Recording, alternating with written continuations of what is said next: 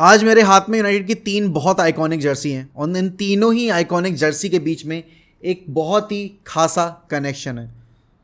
और वो है इस जर्सी के पीछे पड़ा हुआ ये नंबर 7 नंबर। चाहे आप कैंटोना 7 की बात करो, चाहे आप डेविड बेकहम 7 की बात करो और चाहे आप बात करो CR7 रोनाल्डो 7 की। प्रीमियर लीग की हिस्ट्री में और यूनाइटेड की हिस्ट्री में 7 नंबर की जो इंपॉर्टेंस रही है वो काफ़ी ज़्यादा रही है। और ये सिर्फ प्रीमियर लीग के केस में नहीं है, अगर आप प्रीमियर लीग जब थी भी नहीं उससे पहले अगर आप जॉर्ज बेस्ट की बात करो तो उन्होंने सबसे पहली बार 7 नंबर डॉन कर जो मैजिक क्रिएट किया था यूनाइटेड के लिए, उसकी वजह से पूरा फैन बेस उस नंबर से वाकिफ़ हो गया था। और फुटबॉल की, और सिर्फ फुटबॉल ही नहीं, जितने भी टीम स्पोर्ट रहे हैं ना, उनकी एक खास बात रही है कि जब आपका नाम दुनिया नहीं जानती है तब आपका जर्सी नंबर आपकी पहचान बनता है। और प्रीमियर लीग के केस में ये बात और यूनाइटेड के केस में ये बात 100% लागू होती है। जब एरिक कैंटोना आए थे क्लब के अंदर तब यूनाइटेड 26 साल से बिना किसी प्रीमियर लीग टाइटल के या फिर फर्स्ट डिवीजन टाइटल के लिए जाया जा रहा था हर एक सीज़न में, लेकिन उनकी साइनिंग ने सर एलेक्स को वो कैटलिस्ट दे दिया जिसके दम पर सर एलेक्स ने एरिक कैंटोना के साथ मिलकर प्रीमियर लीग टाइटल जीतने की एक झड़ी सी लगा दी। और जब एरिक कैंटोना ने अपने जो मैचेस थे वो कंप्लीट किए तो 185 मैचेस में एरिक कैंटोना ने 82 गोल स्कोर किए और 62 असिस्ट दिए। जब एरिक कैंटोना ने अपने बूट्स हैंगअप किए और फिर एक काफ़ी ज़्यादा एक डिफ़िकल्ट दौर आने वाला था, ऐसा प्रिडिक्ट किया गया सारे पंडित्स के द्वारा, तब वहाँ पर सर एलेक्स फर्गसन ने, जो उस टाइम पे नंबर 10 पहना करते थे डेविड बेकहम, उनको 7 नंबर की जर्सी डॉन करने का एक अवसर दिया। और वो डेविड बेकहम ने अपने इंटरव्यू में एक बोला था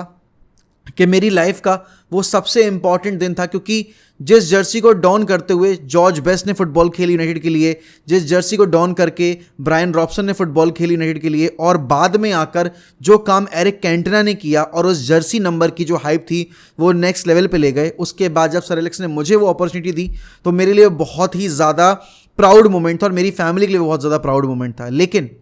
जब आपके डेविड बेकहम भी 2003 में यूनाइटेड को छोड़कर रियल मैड्रिड ज्वाइन करने चले गए, तब आता है एक ऐसा बंदा स्पोर्टिंग लिस्बन से जो बहुत यंग था और सबको लग रहा था कि इस बंदे को 7 नंबर तो किसी भी कीमत पे देने नहीं वाले सर एलेक्स। लेकिन जब रोनाल्डो ने डिमांड की 28 नंबर की वो जर्सी जो वो स्पोर्टिंग लिस्बन में पहनते थे और जो उनका नेचुरल नंबर था, तब सर एलेक्स ने उनको वो 28 नंबर देने से मना कर दिया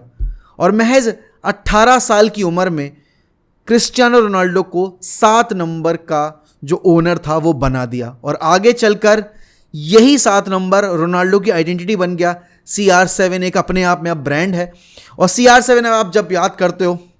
तो आपको उनके अचीवमेंट्स, उनके गोल्स याद आते हैं।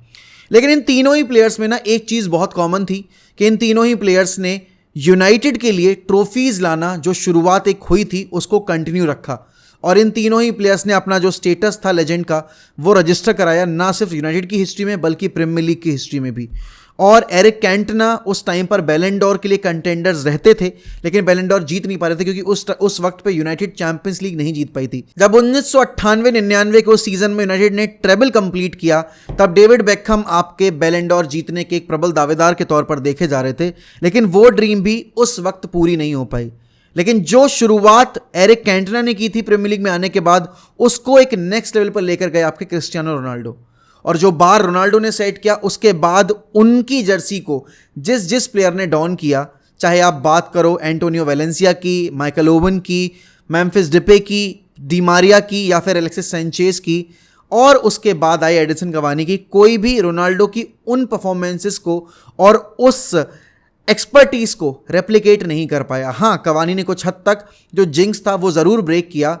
और रोनाल्डो को रिप्लेस करने के लिए हम 12 साल के बाद खुद रोनाल्डो को ही लेकर आए, जिन्होंने एक बार फिर वापस से आके टीम के लिए प्रीमियर लीग के अंदर 18 गोल स्कोर किए। और अब यहाँ पर 2023 में एक ऐसा ही नौजवान जो हमने अपनी एकेडमी से रेस किया है, उसको ये जर्सी नंबर देने की बात कही जा रही है। और ये इंसान कोई और नहीं, अलेहांद्रो गर्नाचो है, जिसने रोनाल्डो के साथ भी फुटबॉल खेल रखी है और जो अब अपनी नेशनल टीम में अपनी जो फुटबॉल है वो लियोनेल मेसी के साथ खेल रहे हैं। एक ऐसा लड़का जो कि महज 18 साल की उम्र में 2 ऐसे फुटबॉलर्स के साथ अपनी फुटबॉल खेल चुका है और 2 ऐसे फुटबॉलर्स के अंडर गाइडेंस अपने आप को इम्प्रूव कर रहा है, जो आगे चलकर वन ऑफ द बेस्ट बन सकता है या फिर हो सकता है द बेस्ट बन सकता है। लेकिन सवाल यह है कि क्या इतनी कम उम्र में और जिस तरह का आज हम दौर देख रहे हैं जहां पर जो यंग टैलेंट्स हैं वो इनिशियली तो बहुत जल्दी ब्लूम करते हैं, आपके ब्लॉसम करते हैं आपके वर्ल्ड स्टेज पर, लेकिन उसके बाद जब बात आती है कंसिस्टेंसी मेंटेन करने की तो ये उनसे हो नहीं पाता है। अभी सारा यूनाइटेड फैन बेस अलेहांद्रो गर्नाचो के प्यार में पागल है, क्योंकि उस बंदे ने अपने ब्रेक थ्रू सीजन में जो परफॉर्मेंसेस ड्रॉप की हैं और जिस तरह की उसने एक्सपर्टीज़ अभी इस लेवल पर हासिल कर ली है और नया कॉन्ट्रैक्ट भी साइन कर लिया है, जब उम्मीद हम जता रहे थे कि भाई अब अलेहांद्रो गर्नाचो हमारा फ्यूचर बनने वाला है, उस एक टाइम पर यूनाइटेड लगातार 2-3 दिन से हिंट ड्रॉप कर रही है कि अलेहांद्रो गर्नाचो आपके नए नंबर 7 बन सकते हैं। नए नंबर 7 की जब बात आती है ना, तो वो सारे जो हॉरर्स हैं हमारे दिमाग में, सैंचेज की साइनिंग हो गई, डी मारिया की साइनिंग हो गई, मेम्फिस डिपे की साइनिंग हो गई, आपके माइकल ओवन की साइनिंग हो गई, या फिर आपने जब एंटोनियो वेलेंसिया को नंबर 7 दिया था, वो वाले हॉरर्स याद आपके जहन में बहुत जल्दी आते हैं। Garnacho is at the age जहां पर वो अपना करियर मेक और ब्रेक कर सकता है। अब नंबर 7 का जब एक लग जाता है ना ठप्पा, तब आपका कंपैरिजन सीधे सीधे होता है एरिक कैंटना के साथ, डेविड बेकहम के साथ और आपके क्रिस्टियानो रोनाल्डो के साथ। और अगर इस एज पर गर्नाचो के ऊपर ये प्रेशर डाल दिया जाएगा तो क्या गर्नाचो सर्वाइव कर पाएंगे? क्योंकि हर कोई रोनाल्डो नहीं होता जिसने इतनी कम एज में आकर वो रिस्पॉन्सिबिलिटी जब उसको दी गई थी, जो कि उसकी नेटिव लैंग्वेज भी नहीं थी, उस लीग में वो आकर खेल रहा था, वहां पर उसने अपने आप को डेवलप किया, ग्रूम किया और फिर बैलन डोर जीतने वाला वो आखिरी प्रीमियर लीग का खिलाड़ी बना हुआ है अभी तक। अभी इस साल शायद अर्लिंग हालैंड को बैलन डोर मिल जाए तो रोनाल्डो का वो जो 2008 से रिकॉर्ड अभी तक चला आ रहा है पिछले 14 सालों से, वो शायद टूट जाएगा।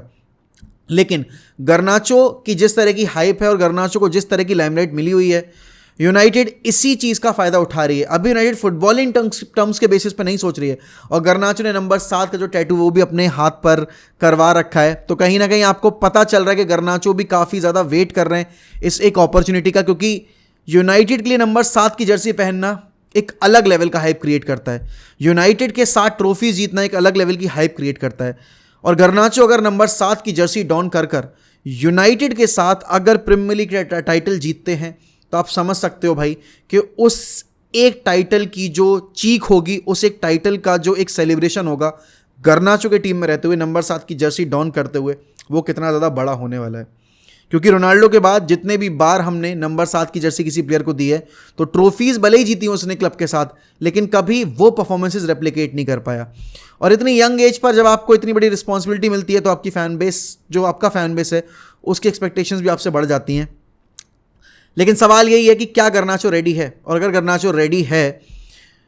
तो भी क्या हमें नंबर 7 इतनी जल्दी दे देना चाहिए? क्योंकि ब्रेक थ्रू सीजन के ठीक अगले ही सीजन में जाते में आपने अगर गर्नाचो को नंबर 7 दे दिया, तो आप क्या वही गलती नहीं दोहरा रहे हो जो आपने ग्रीनवुड के टाइम पर की थी, जो आपने ग्रीनवुड को 11 नंबर की जर्सी दे दी थी? क्या वही गलती हम नहीं दोहरा रहे हैं जब हमने मेम्फिस डिपे को साइन किया था इतनी यंग एज में और हमने उसको सीधे नंबर 7 की जर्सी दे दी थी? क्या हम वही गलती नहीं दोहरा रहे हैं कि हमने नंबर 7 का लालच देकर एलेक्सिस सैंचेज को साइन कर लिया था और हमने नंबर 7 का लालच देकर आपके डी मारिया को भी साइन कर लिया था?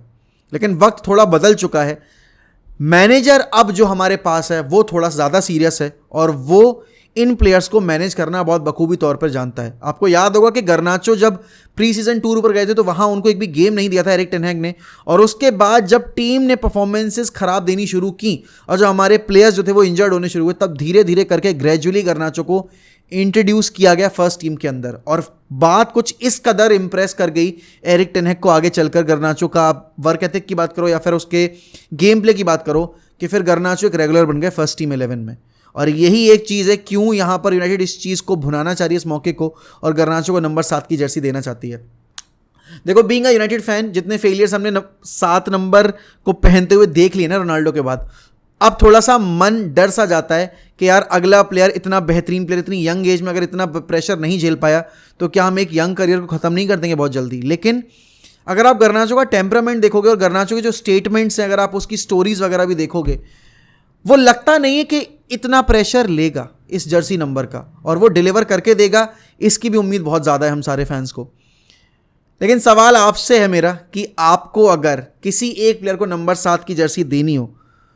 तो क्या वो गर्नाचो होगा या फिर कोई और प्लेयर होगा? और आपको क्या लगता है कि गर्नाचो से बेहतर कोई और ऑप्शन है अभी इस वक्त पे मैनचेस्टर यूनाइटेड के पास जो 7 नंबर की जर्सी डॉन कर सकता है? और अगर गर्नाचो is not the right person, तो आगे अगर हम कोई साइनिंग करते हैं तो आप किसको नंबर 7 की जर्सी डाउन करते देखना चाहते हो? और अगर हम गर्नाचो को इसी साल 7 नंबर की जर्सी देते हैं तो आपको क्या लगता है, उसका करियर एक बहुत ही अलग लेवल पे जाएगा या फिर वो शायद स्लिप अप कर जाए और उन सारे प्लेयर्स की तरह यूनाइटेड की हिस्ट्री के उन कुछ पन्नों में खोकर रह जाए जो आए तो बहुत जोश के साथ थे लेकिन गए उतनी ही निराशा के साथ?